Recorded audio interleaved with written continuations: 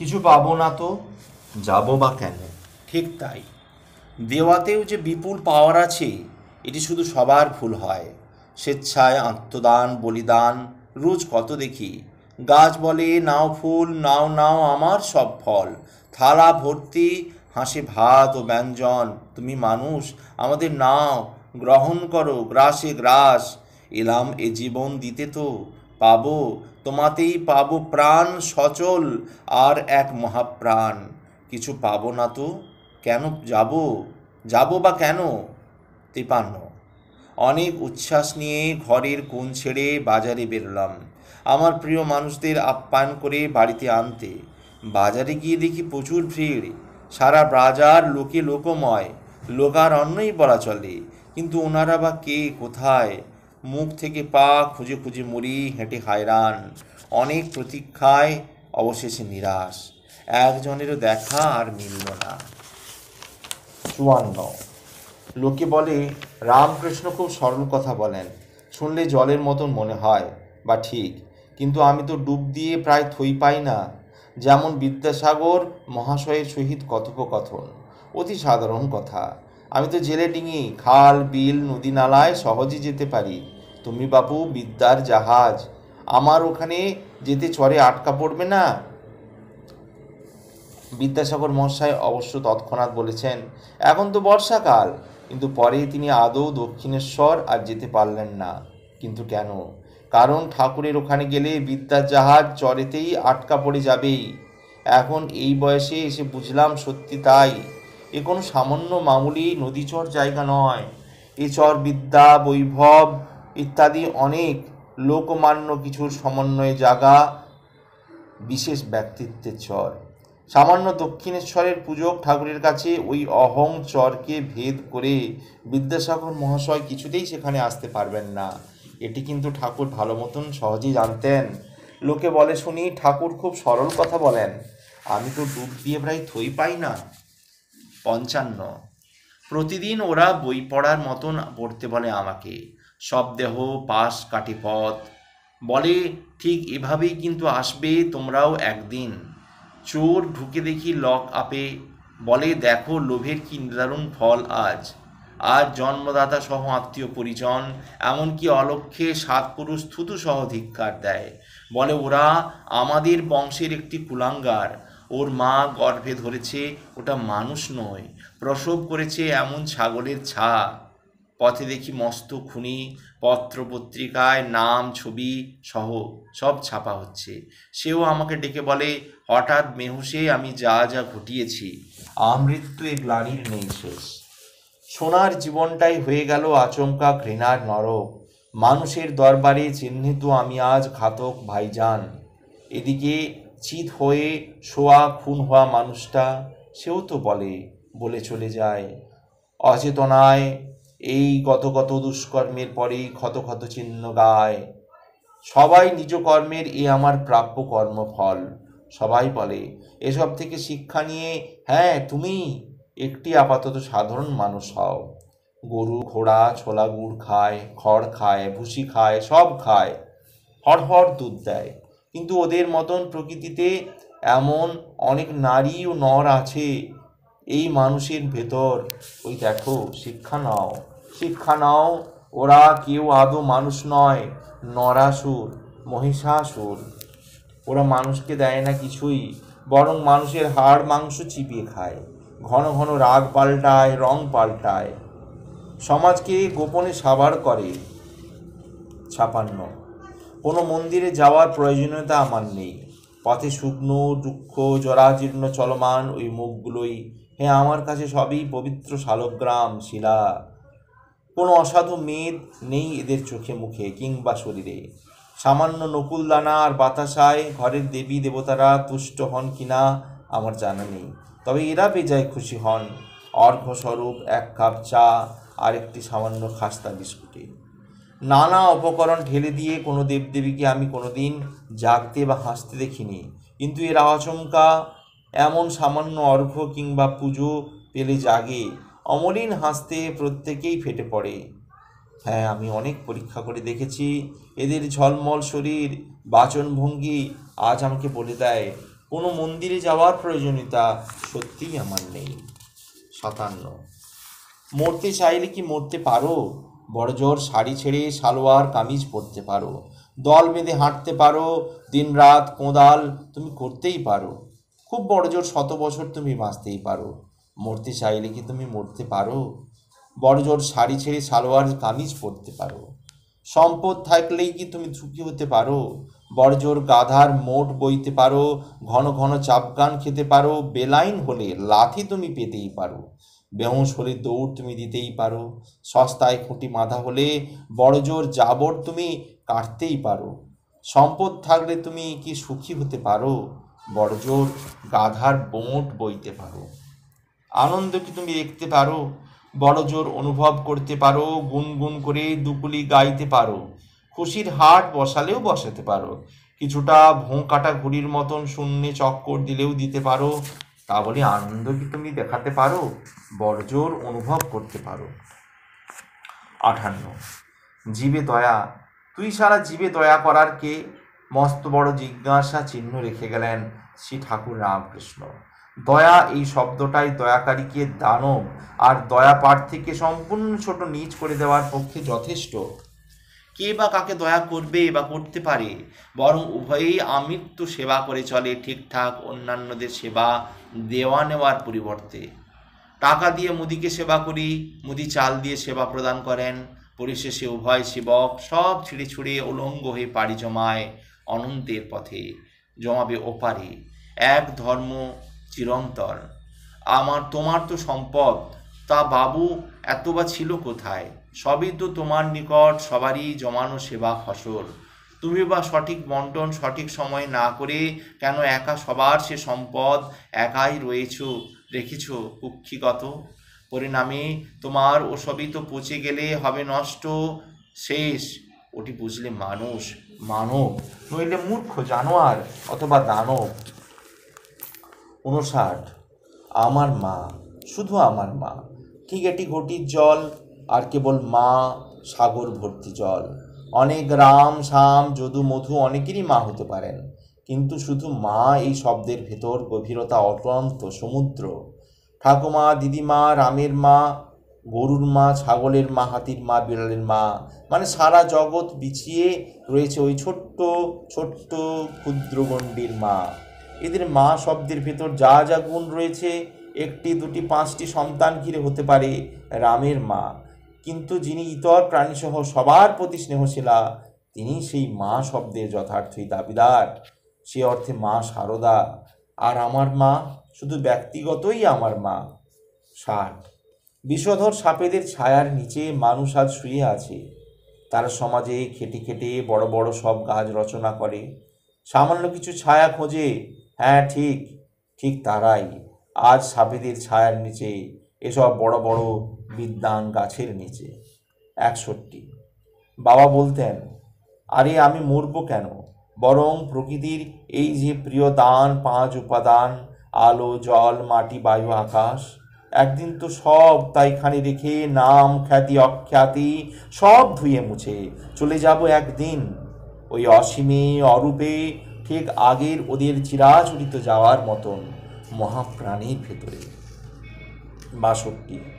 ভোরে ঘুম থেকে জেগে হঠাৎ দেখলাম জগৎ। গত রাতের ঘুমে ছিল না কোনো বিষয় চিন্তা, ওই ঘুমে ছিল না কোনো কিছুই বাস্তব অবাস্তব স্বপ্ন, ছিল শুধুই ক্লান্তি হরক প্রশান্তির একটি সুখ ঘুম।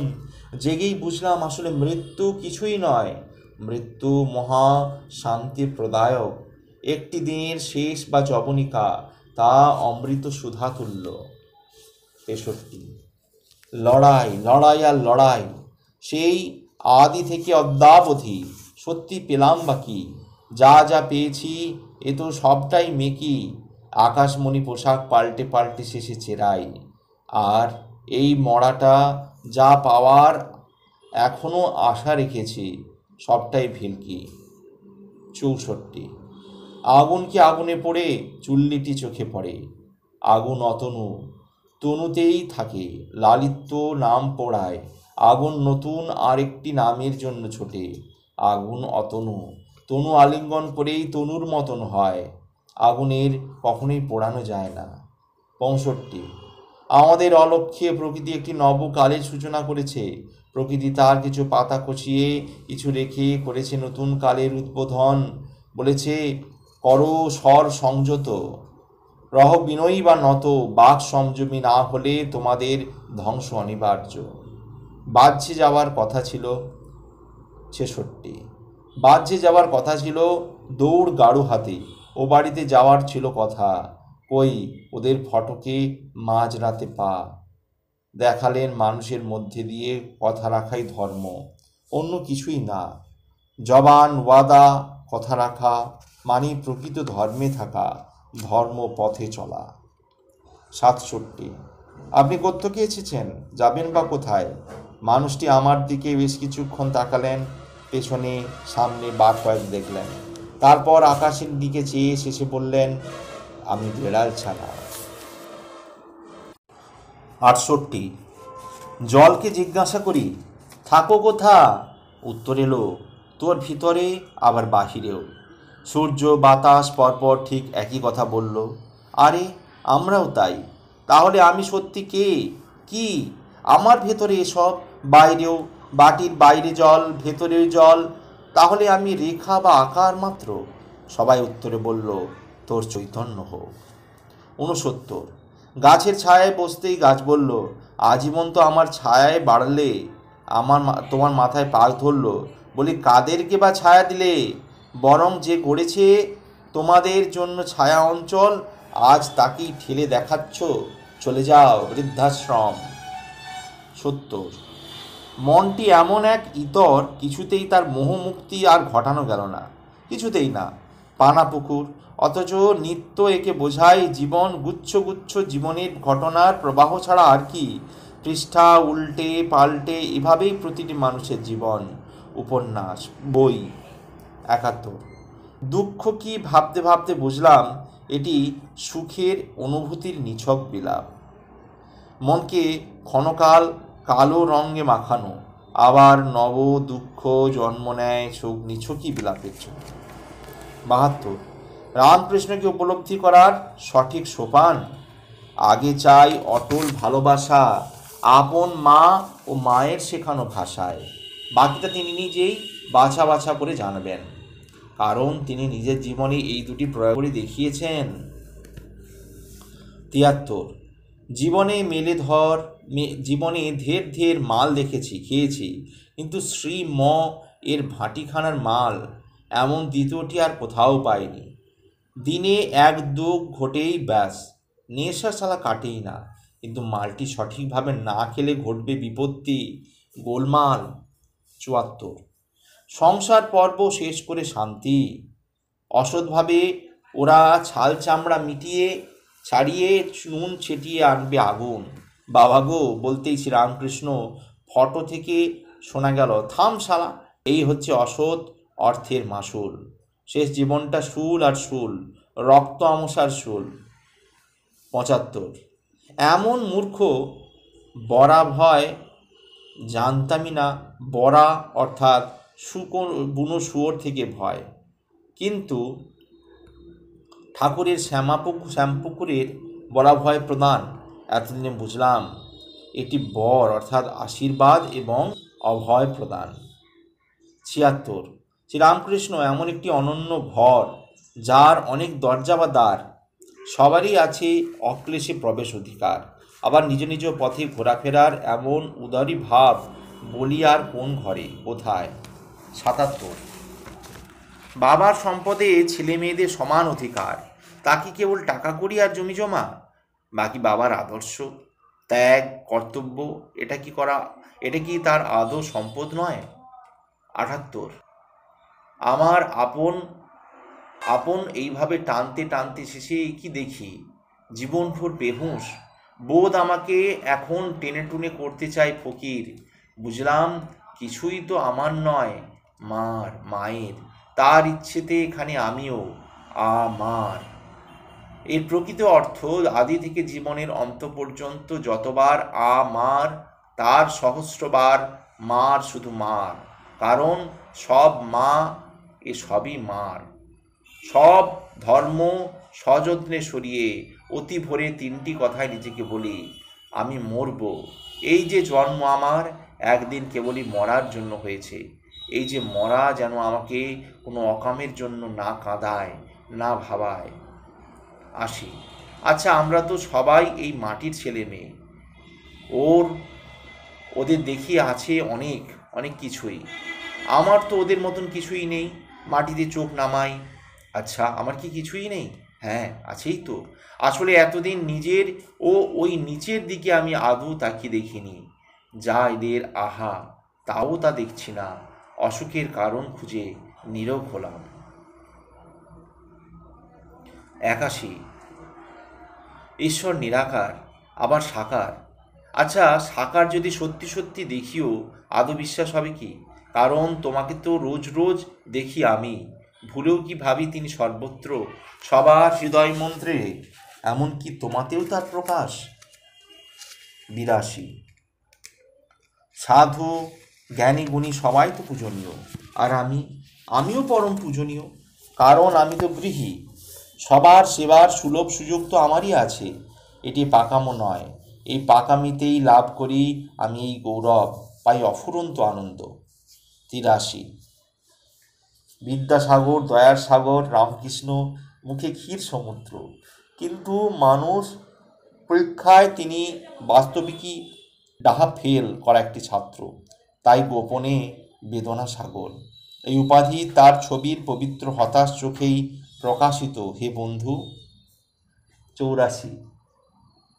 সত্যিকারের জ্ঞান লাভ কেবল জ্ঞানীর কথা বলা থেকে আদৌ নয়, গুণীর পায়ের থেকে এবং শ্রদ্ধায় নত হয়ে। আর তখনই জ্ঞানের হৃদয় কম্পিত হলে উচ্চ ভাব ঝড়ঝড় ধারায় নামিয়ে আপনাতে আমাদের মাথায় নামে শুষ্ক জ্ঞানহীন নামলা ভুলে। 85। হাত বাড়াতেই মদে বেহুঁশ মঙ্গল বলে উঠল, অর্থ সাহায্য অবশ্যই নেব, তবে আমাকে দিয়ে কোনো কিছু করিয়ে নেন। আর তা অক্ষমে আমার বাগানের আপাতত বেগুন এনেছি, এ না হয় ধরুন। কারণ ওইভাবে সাহায্য নিলে আর অভ্যস্ত হয়ে পড়লে ভেতরের মনুষ্যত্বকে যে হারিয়ে ফেলব বাবু। 86। কে এমন যুদ্ধ করেছে কবে? কে বা ধর্ম ধারণে হেনেছে অস্ত্র আগুন? কে বা সারা পৃথিবীর, কে বা কারা পৃথিবীকে ঘিরেছে নখালো থাবায়? কে বা গড়েছে গ্রাম দেশ বেড়ায়? মানুষ, শুধু মানুষ। তাই মানুষ ক্রমশ জড়িয়ে পড়েছে আপন বেড়ায়। 87। দেহের কোনো অঙ্গ কিন্তু নিজের কথা ভাবেই না, বরং ওরা সবাই সদা তৎপর দেহের অন্যদের সহসাথীদের একান্ত আন্তরিকভাবে সেবা দিতে। অথচ সেই দেহের মালিক নিজেই আমি। রাত দিন বই পড়ে পড়ে অন্যের সেবা না করে শান্তি খুঁজি, বৃথা সুখ খুঁজি।